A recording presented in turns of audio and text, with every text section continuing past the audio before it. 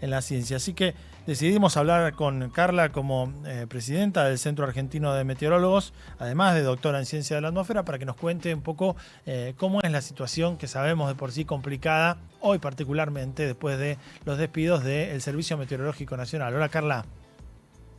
Hola José, hola equipo. Y sí, la situación es muy preocupante porque ya se dio aviso por parte de los directivos de que esto que veníamos alertando desde el Centro Argentino de Meteorólogos ya desde mediados de marzo con el comunicado del colapso inminente operativo del Servicio Meteorológico Nacional, producto de estos despidos eventualmente se iba a llevar a cabo por parte de las autoridades nacionales y es justamente lo que se comunicó esta semana. Están esperando los telegramas, pero ya los despidos ya fueron notificados. Estamos hablando de pasar de 900 personas a 750, por poner números redondos, digo, ¿no? ¿Está bien o es...? Sí, Sí.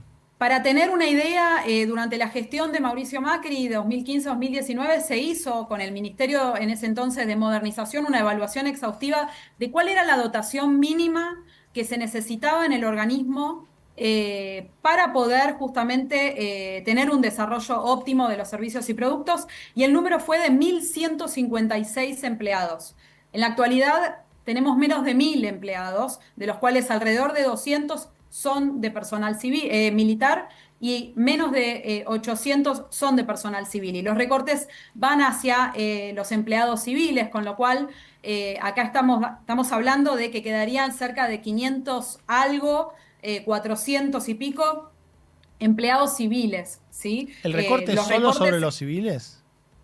exactamente. Que está mal. Sí, porque Así acá hubiese sido sobre los estamos militares. hablando de un ajuste, Sí, está estamos bien. hablando de un ajuste en el que necesariamente quieren desvincular a personal que, para aclarar, porque creo que es algo que tampoco se habla mucho, son personal contratado y bajo convenio colectivo de trabajo del artículo 1109, es decir, quienes están siendo desvinculados no tendrían tampoco indemnización, ¿sí?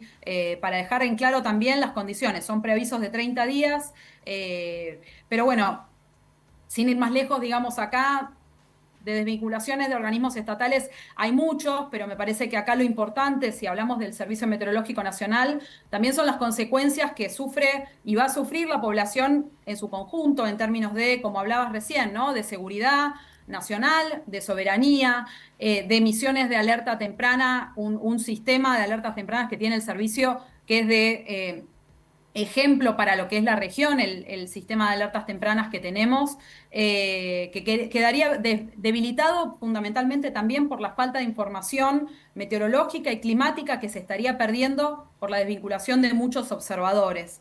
Y si me permitís, José, continuar, algo que me parece también muy importante en términos de la desvinculación de los observadores, porque acá justo ayer leía en un medio gráfico muy conocido una noticia de los argumentos, de alguna forma, argumentos técnicos que quiere dar el Ministerio de Defensa en cuanto a esta desvinculación, estos despidos o, hablando en criollo, esta masacre de un organismo de 153 años de historia. El Ministerio de Defensa habla de modernización, de que el Servicio Meteorológico Nacional está atrasado y que quiere llevar tecnología.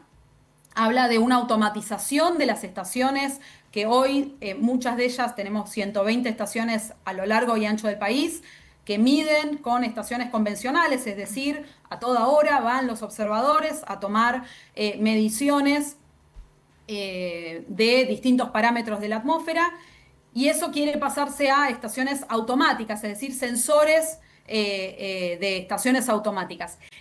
Esa modernización de la cual habla el Ministerio de Defensa requiere necesariamente, y por las normativas internacionales que ayer leía en esa noticia que usan como argumento, la normativa internacional regulada por la Organización Meteorológica Mundial necesita una transición en simultáneo para pasar de esas estaciones convencionales a las estaciones automáticas. Y eso realmente habla de una ignorancia completa y de una falta de asesoramiento de personal idóneo para llevar a cabo esta estrategia de Claro. modernizar en términos de automatización, ¿no? Carla, voy a tratar de inclusive bajar un poco más. Yo te entendí de manera perfecta. Por ahí hay gente que ahora está en su casa y haciendo otras cosas. Voy a tratar de explicarlo todavía más al llano, ¿no?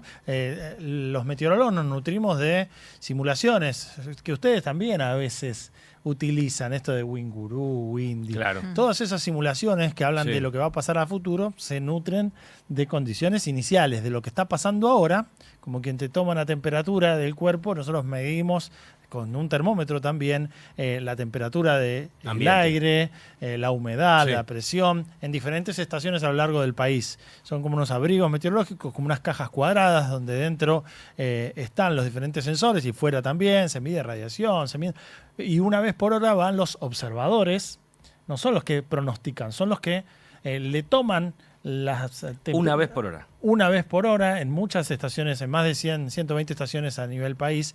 En la mayoría son una vez por hora, pero algunas son cada 3 horas, trihorarias, Bien. algunas cada 6. Pero la idea es que cuanto más midas a la atmósfera, vos Mejores. mejor la vas a conocer. Claro. Pero además mejores datos de entrada tienen estas simulaciones. Funcionan mejor las simulaciones si vos le das de comer datos más precisos para empezar a simular hacia el futuro. Entonces, lo que nos está contando Carla es que, como siempre que alguien quiere tomar una decisión de achicar gastos, busca excusas.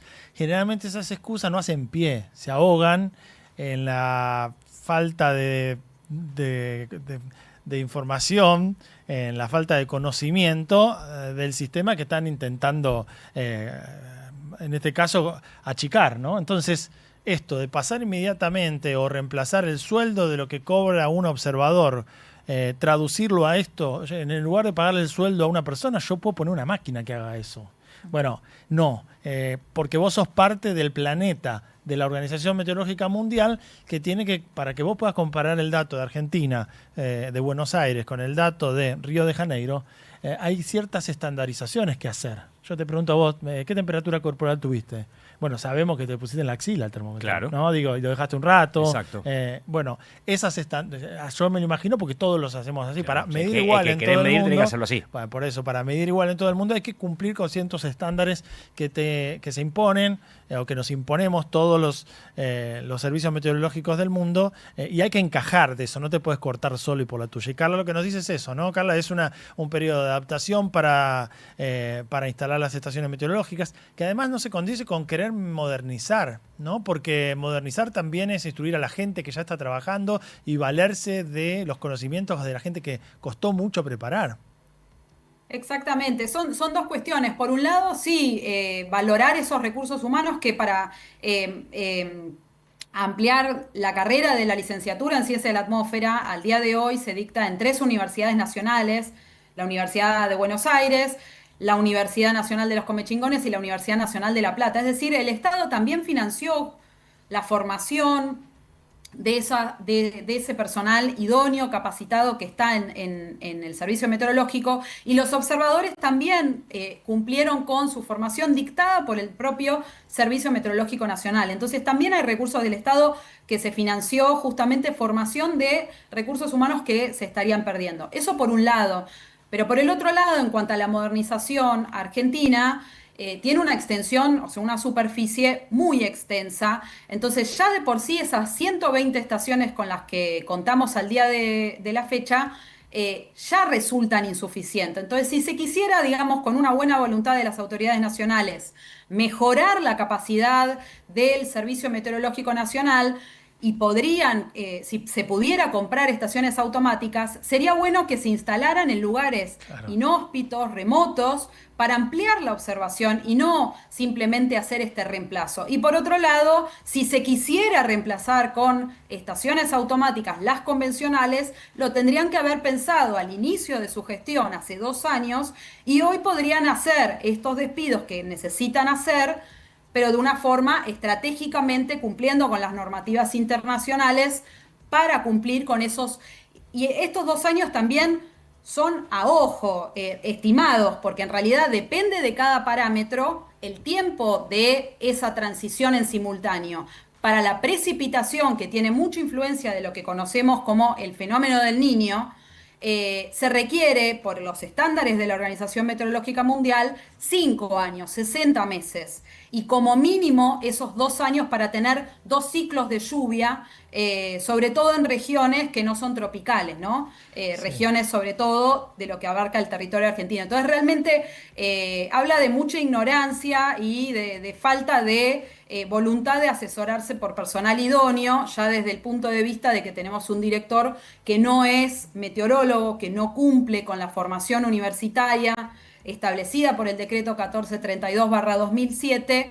Entonces realmente eso me parece también relevante mencionarlo. Sí, claro, estamos Y hablando por de otro lado, que es un organismo que estuvo 40 años eso. manejado por la Fuerza Aérea. Entonces, esta modernización o este retraso que están hablando, recién desde el año 2007 se empezó a poner énfasis en modernizarlo y estar a la altura de organismos de servicios de la región y del mundo. Sí, Sin ir eso. más lejos, la secretaria general fue de la Organización Meteorológica Mundial, fue directora del organismo, ¿no? Sí, por eso está bueno conocer, como en todos los casos, la historia, ¿no? Porque Ujú. lo hemos contado, pero el Servicio Meteorológico Nacional, que se funda con Sarmiento a fines del siglo XIX, que llegó a ser de los 3 más importantes del mundo, tuvo periodos. Hay un documental muy interesante, no recuerdo el nombre, Carla, por ahí vos sí lo Los recordás. Años Azules, Los producido años y azules. dirigido por Adriana Basualdo. Gracias, en donde se muestra un poco los años azules, entonces búsquenlo si pueden, un poco la historia, ¿no? Los sub y bajas, más bajas que sube, en muchos casos, de la cantidad de estaciones meteorológicas que teníamos como amplio país que somos y fuertemente dependiente de la actividad agrícola ganadera, que hace que Claro, que mucha gente chequee. claro, Sí, que, sí, sí, que sí, mucho sí. dependamos o el país dependa de la meteorología. Ujú. Por más que no se lo. A La veces, industria inclusive. pesquera, la industria Todo, pesquera, donde la industria mires, agrícola. donde mires, Sí, un sí, país sí, sí. con tan amplio el transporte, donde mires, los meteorólogos te pueden ayudar a modernizar, a optimizar los recursos. Ujú. Entonces, ¿querés de verdad Sí, sí. ser más eficiente? Bueno, no es con una regla de 3 simple.